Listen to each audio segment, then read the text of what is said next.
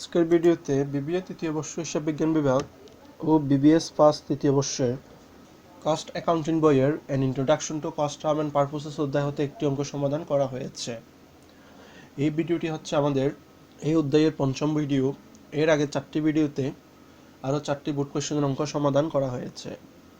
আগের ভিডিওগুলোতে যে অঙ্কগুলো সমাধান করা হয়েছিল সেই সকল ভিডিওর লিঙ্ক আমাদের এই ভিডিওটির নিচে ডেসক্রিপশন বক্সে দেওয়া থাকবে, সেখান থেকে আমরা আগের ভিডিওগুলো দেখে নিতে পারবো।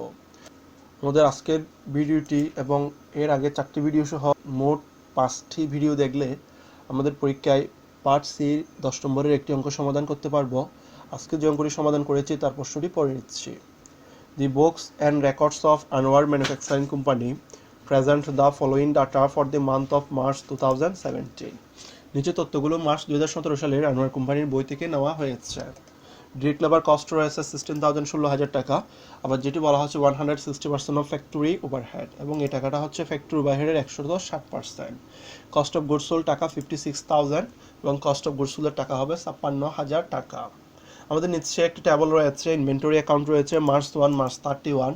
আমাদের প্রথমে রয়েছে র মেটেরিয়ালস, মার্চ 1 হচ্ছে 8,000, মার্চ 31 হচ্ছে 8,600। মার্চ 1 যে টাকাটা আছে সেটা হবে আমাদের জন্য অফেনিন, এবং মার্চ 31 যে টাকাটা থাকবে সেটা হবে আমাদের জন্য এন্ডিং। এরপর ওয়ার্ক ইন প্রোগ্রেস রয়েছে মার্চ 1 8,000, মার্চ 31 12,000। ফিনিশ গুডস রয়েছে মার্চ 1 14,000 এবং মার্চ 31 হচ্ছে 18,000। এরপরেও কিছু আধার ডাটা রয়েছে। সেলিং এক্সপেন্স রয়েছে 3,400, জেনারেল অ্যান্ড অ্যাডমিনিস্ট্রেটিভ এক্সপেন্স রয়েছে 2,600, সেলস ফর দি মান্থ এই মাসের বিক্রয় রয়েছে 75,000 75,000 টাকা। নিচে রিকোয়ার্ডটি বলে দেওয়া আছে, a statement showing prime cost, production cost, cost of sales and profit earned. A statement একটি বিবরণী প্রস্তুত করতে হবে শোয়িং দেখিয়ে prime cost, production cost, cost of sales and profit. অর্থাৎ এই বিবরণীতে প্রাইম কস্ট কত দেখাতে হবে, প্রোডাকশন কস্ট কত দেখাতে হবে, কস্ট অফ সেলস এবং প্রফিটের টাকা কত সেটা দেখাতে হবে। আমাদের কস্ট শিট বা কস্ট স্টেটমেন্ট করতে গেলে যদি র মেটেরিয়ালের অফেনিন এবং এন্ডিন ব্যালেন্স দেওয়া থাকে, আমাদের পার্সেন্স অফ র মেটেরিয়াল কত সে টাকাটা দরকার হয়। আমাদের প্রশ্নের মধ্যে কোনো জায়গায় মার্চ মাসের পার্সেস কত টাকা সেটা উল্লিখিত নাই, তাই আমাদের আগে একটি ওয়ার্কিংস করতে হবে। ওয়ার্কিংস করে মার্চ মাসের পার্সেস কত সেটা নির্ণয় করতে হবে। মার্চ মাসের পার্সেস কত সেটা নির্ণয় করার পরে আমরা আমাদের স্টেটমেন্টটি প্রস্তুত করতে পারবো। আমরা নিচে এসে ওয়ার্কিংসটি সম্পন্ন করেছি। Calculation of purchase of raw materials, অর্থাৎ কত টাকার র মেটেরিয়াল বা কাঁচামাল ক্রয় করা হয়েছে আমরা সেটি নির্ণয় করব। আমাদের প্রশ্নের যে তথ্যটি রয়েছে সেখানে একটি কস্ট অফ গুডস সোল্ডের তথ্য রয়েছে এবং টাকা হচ্ছে 56,000 টাকা। আমরা এই কস্ট অফ গুডস সোল্ডের তথ্যটি ব্যবহার করে র মেটেরিয়াল পার্সেস কত টাকা সেটা নির্ণয় করব। আমাদের যেহেতু কস্ট অফ গুডস সোল্ড থেকেই র মেটেরিয়াল পার্সেসের টাকাটা নির্ণয় করতে হচ্ছে, তাই আমাদের সম্পূর্ণ স্টেটমেন্টটি বিপরীতভাবে করে আসতে হবে। আমরা কস্ট অফ গুডস সোল্ড দিয়ে টাকাটা শুরু করব এবং স্টেটমেন্ট করতে যে আইটেমগুলো যোগ করতে হতো এখন আমাদের তার বিপরীত করে সেই আইটেমগুলো বিয়োগ করতে হবে, এবং যে আইটেমগুলো বিয়োগ করতে হতো সেই আইটেমগুলো যোগ করে দিতে হবে। অর্থাৎ আমাদের সম্পূর্ণ বিপরীত কাজ করতে হবে, কারণ আমরা উল্টা কস্ট অফ গুডস সোল্ড থেকে নিচের দিকে আসব। আমাদের প্রথমে বিগিনিং র মেটেরিয়াল, সেটার সাথে পার্সেস অফ র মেটেরিয়াল যোগ করতে হয়, আবার যোগফল থেকে এন্ডিং র মেটেরিয়ালস বিয়োগ করতে হয়। সেটার সাথে ডিরেক্ট লেবার যোগ করে প্রাইম কস্ট নির্ণয় করা হয়। প্রাইম কস্টের সাথে ফ্যাক্টরি ওভারহেড যোগ করে ওয়ার্ক কস্ট বের করতে হয়। ওয়ার্ক কস্টের সাথে বিগিনিং ওয়ার্কিং প্রসেস যোগ, এন্ডিং ওয়ার্কিং প্রসেস বিয়োগ, যেটি বের হয়ে আসবে সেটা হচ্ছে প্রোডাকশন। আবার সেটার সাথে বিগিনিং ফিনিশ গুডস যোগ করে এন্ডিং ফিনিশ গুডস বিয়োগ করে দিলেই আমাদের কস্ট অফ গুডস সোল্ড আসছে। এখন আমরা কস্ট অফ গুডস সোল্ডের টাকা দিয়েই উল্টা কাজগুলো করে আসবো। সেক্ষেত্রে আমাদের যে যে আইটেমগুলো বিয়োগ করতে হয়েছে সেই আইটেমগুলো যোগ করতে হবে, আবার যে আইটেমগুলো যোগ করা হয়েছে সে সকল আইটেমগুলো বিয়োগ করতে হবে। তাই আমরা নিচে এসে ওয়ার্কিংসটি সম্পন্ন করেছি। প্রথমে কস্ট অফ গুডস সোল্ড লিখলাম। আমাদের প্রশ্নে কস্ট অফ গুডস সোল্ডের টাকা রয়েছে 56,000 টাকা। এই কস্ট অফ গুডস সোল্ডের টাকার সাথে আমাদের এন্ডিং যে ফিনিশ গুডসটা আছে সেটা যোগ করতে হবে, বিগিনিং ফিনিশ গুডটা বিয়োগ করে দিতে হবে। আমাদের প্রশ্নের তথ্যের মধ্যে যদি আমরা ফিনিশ গুডসের তথ্য খেয়াল করে দেখি, আমাদের এন্ডিং ফিনিশ গুডস হচ্ছে 18,000 টাকা এবং বিগিনিং ফিনিশ গুডস মার্চের 1 তারিখের টাকা হচ্ছে 14,000 টাকা। তাই আমরা কস্ট অফ গুডস সোল্ডের টাকার সাথে এন্ডিং ফিনিশ গুড 18,000 টাকা যোগ করব। 56,000 টাকার সাথে 18,000 টাকা যোগ করলে 74,000 টাকা আসে। আবার সেটার সাথে বিগিনিং ফিনিশ গুডস বিয়োগ করতে হবে। 74,000 টাকা থেকে বিগিনিং ফিনিশ গুড 14,000 টাকা বিয়োগ করলে 60,000 টাকা আসে।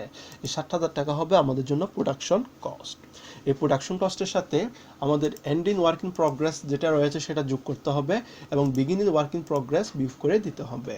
আমাদের প্রশ্নের মধ্যে ওয়ার্ক ইন প্রগ্রেসের এন্ডিং ব্যালেন্স হচ্ছে 12 12,000 টাকা এবং বিগিনিং ব্যালেন্স হচ্ছে 8,000 টাকা। তাই আমরা নিচে প্রোডাকশন কস্টের সাথে ending work in progress 12,000 টাকা যোগ করব। 60,000 টাকার সাথে 12,000 টাকা যোগ করলে 72,000 টাকা আসে।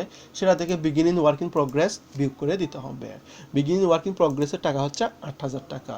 72,000 টাকা থেকে 8,000 টাকা বিয়োগ করলে 66,000 টাকা থাকে। এই 66,000 টাকা হবে আমাদের জন্য ওয়ার্ক কস্ট। আমরা স্বাভাবিকভাবে যখন স্টেটমেন্ট করি তখন ফ্যাক্টরি ওভারহেড যোগ করে থাকি, কিন্তু এক্ষেত্রে বিপরীত করতে হবে, অর্থাৎ ফ্যাক্টরি ওভারহেডটা বিয়োগ করে দিতে হবে। আমাদের ফ্যাক্টরি ওভারহেডের টাকাটা কত আমরা সেটা দেখব। আমাদের প্রশ্নে লিখিত আছে ডিরেক্ট লেবার কস্ট হচ্ছে টাকা 16,000। ডিরেক্ট লেবার কস্টের টাকা হচ্ছে 16,000 টাকা। এটি হচ্ছে আবার 160% অফ ফ্যাক্টরি ওভারহেড, অর্থাৎ এটি হচ্ছে ফ্যাক্টরি ওভারহেডের 160%। তাই আমরা যখন ফ্যাক্টরি ওভারহেডের টাকা নির্ণয় করব তখন 16,000কে 160 দিয়ে ভাগ করে 100 দিয়ে গুণ করে দিতে হবে। 16,000কে 160 দিয়ে ভাগ করে 100 দিয়ে গুণ করে দিলে আমাদের ফ্যাক্টরি ওভারহেড বের হয়ে আসবে 10,000 টাকা। 66,000 টাকা থেকে 10,000 টাকা বিয়োগ করলে 54,000 টাকা আসবে। এই 54,000 টাকা হবে আমাদের জন্য প্রাইম কস্ট। এরপর আমাদের ডিরেক্ট লেবার বিয়োগ করে দিতে হবে। আমাদের ডিরেক্ট লেবার হচ্ছে 16,000 টাকা। 54,000 টাকা থেকে 16,000 টাকা বিয়োগ করলে 38,000 টাকা থাকে। এই 38,000 টাকা হবে আমাদের জন্য র মেটেরিয়াল ইউজড। আমাদের প্রশ্নের মধ্যে এন্ড ইন র মেটেরিয়াল রয়েছে মার্চ 31 তারিখ 8,600 টাকা এবং বিগিনিং র মেটেরিয়াল হচ্ছে 8,000 টাকা। তাই আমরা এন্ড ইন র মেটেরিয়াল বলে 8,600 টাকা যোগ করে দিব। অ্যাট এন্ড ইন র মেটেরিয়াল 8,600, 38,000 টাকার সাথে 8,600 টাকা যোগ করলে 46,600 টাকা আসবে। সেটা থেকে বিগিনিং র মেটেরিয়াল 8,000 টাকা বিয়োগ করতে হবে। বিগিনিং র মেটেরিয়াল 8,000 টাকা বিয়োগ করলে আমাদের পারচেজ অফ র মেটেরিয়ালের পরিমাণ বের হয়ে আসবে 38,600 টাকা। আমাদের ওয়ার্কিংসে এই কাজটি করতে হতো, অর্থাৎ কত টাকা র মেটেরিয়াল পারচেজ করা হয়েছে সেটা বের করতে হতো। আমরা সেটা নির্ণয় করে নিয়েছি এবং এই টাকাটি হচ্ছে 38,600 টাকা। এবার আমরা আমাদের মূল রিকোয়ার্ড শুরু করব। আমাদের মূল রিকোয়ার্ড হচ্ছে স্টেটমেন্ট প্রস্তুত করা এবং এই স্টেটমেন্টের মধ্যে প্রাইম কস্ট কত টাকা, প্রোডাকশন কস্ট কত টাকা, কস্ট অফ সেলস কত টাকা এবং প্রফিট কত টাকা সেটা দেখাতে হবে। আমরা টেবল করেছি, টেবলের উপরে হেডিং দিলাম Anwar manufacturing company statement of cost for the period of March 2017। আমরা টেবলের মধ্যে 3টা কলাম নিয়েছি। প্রথম কলামটি হচ্ছে এলিমেন্ট অফ কস্ট, দ্বিতীয় কলাম হচ্ছে টাকা। আমাদের এই স্টেটমেন্টে বিগিনিং র মেটেরিয়ালস দিয়ে শুরু করতে হয়। আমাদের বিগিনিং র মেটেরিয়াল প্রশ্ন লিখিত আছে 8,000 টাকা। এর সাথে পারচেজ অফ র মেটেরিয়ালস যোগ করতে হবে। আমরা যে ওয়ার্কিংসটি নিচে করেছি সেখানে পারচেজ অফ র মেটেরিয়ালস বের করে নিয়েছি 38,600 টাকা। তাই আমরা সেটার সাথে পারচেজ অফ র মেটেরিয়ালস 38,600 টাকা যোগ করব। 8,000 টাকার সাথে 38,600 টাকা যোগ করলে 46,600 টাকা আসবে। সেটা থেকে এন্ড ইন র মেটেরিয়ালস বিয়োগ করে দিতে হবে। আমাদের র মেটেরিয়ালসের এন্ড ইন ইনভেন্টরি হচ্ছে 8,600 টাকা।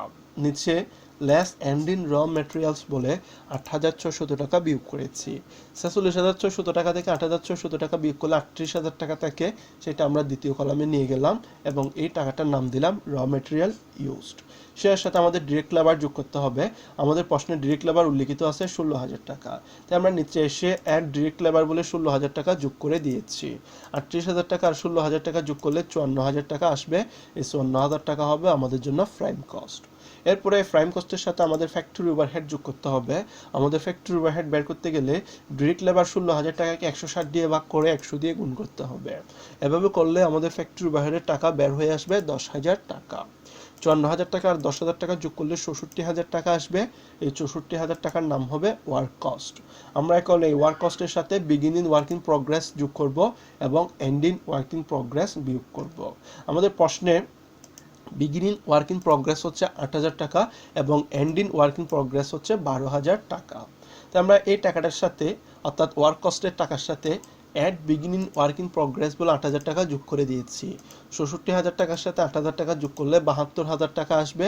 এই 72,000 টাকা থেকে ending work in progress বিয়োগ করতে হবে। আমাদের ending work in progress হচ্ছে 12,000 টাকা। 72,000 টাকা থেকে 12,000 টাকা বিয়োগ করলে 60,000 টাকা থাকে। এই 60,000 টাকা হবে আমাদের জন্য প্রোডাকশন কস্ট।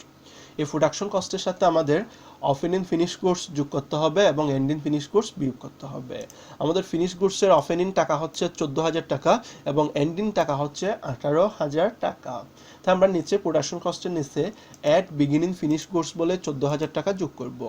60,000 টাকার সাথে 14,000 টাকা যোগ করলে 74,000 টাকা আসবে। এই 74,000 টাকার নাম হবে cost of goods available for sales. সেটা থেকে এখন আমরা এন্ড ইন ফিনিশ গুডস বিয়োগ করব। আমাদের এন্ড ইন ফিনিশ গুডস হচ্ছে 18,000 টাকা। 74,000 টাকা থেকে 18,000 টাকা বিয়োগ করলে 56,000 টাকা আসে। এই 56,000 টাকা হবে আমাদের জন্য কস্ট অফ গুডস সোল্ডের টাকা।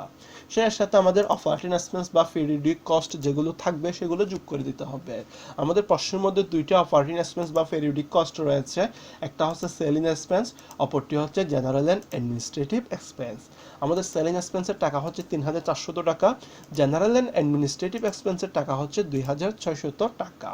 আমরা নিচে এসে সেলিং এক্সপেন্স বলে প্রথম কলামে 3,400 টাকা লিখেছি, জেনারেল অ্যান্ড অ্যাডমিনিস্ট্রেটিভ এক্সপেন্স বলে 2,600 টাকা লিখেছি। 3,400 টাকা 2,600 টাকা যোগ করলে 6,000 টাকা আসবে। 56,000 টাকার সাথে 6,000 টাকা যোগ করলে 62,000 টাকা বের হয়ে আসবে।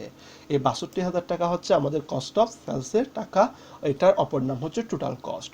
এরপরে সেটার সাথে আমাদের প্রফিট যোগ করতে হবে। আমাদের প্রশ্নে কোনো জায়গায় প্রফিট কত টাকা সেটা উল্লিখিত নাই, তবে এই বছরের সেলস 75,000 টাকা সেটা উল্লিখিত রয়েছে। আমরা যখন কস্ট অফ সেলসের সাথে প্রফিট যোগ করব তখন সেলস বের হয়ে আসবে। আমরা সেলস বলে 75,000 টাকা বসাবো, এরপরে 75,000 টাকা থেকে কস্ট অফ সেলস যখন 62,000 টাকা বিয়োগ করে দিব, মাঝখানে যে বিয়োগফলটি আসবে সেটা হবে আমাদের জন্য প্রফিট। তাই আমরা প্রফিট বলে ব্যালেন্স ফিগার যেটা বিয়োগ করে আসলো 13,000 টাকা লিখলাম, 62,000 13,000 টাকা যোগ করলে 75,000 টাকা আসে। আমাদের যে রিকোয়ার্ডটি ছিল আমরা সেই রিকোয়ার্ডটি সম্পন্ন করেছি, স্টেটমেন্ট করলাম এবং সেই স্টেটমেন্টের মধ্যে আমাদের যে আইটেমগুলো দেখাতে বলেছিল সেই আইটেমগুলোও দেখিয়েছি। প্রাইম কস্ট বের করতে বলেছিল, আমরা সেটা বের করে নিয়েছি এবং সেই টাকাটা হচ্ছে 54,000 টাকা। এরপর আমাদের প্রোডাকশন কস্ট বের করতে বলা হয়েছিল, সেটা হচ্ছে 60,000 টাকা এবং কস্ট অফ সেলস কত টাকা সেটা নির্ণয় করতে বলা হয়েছিল।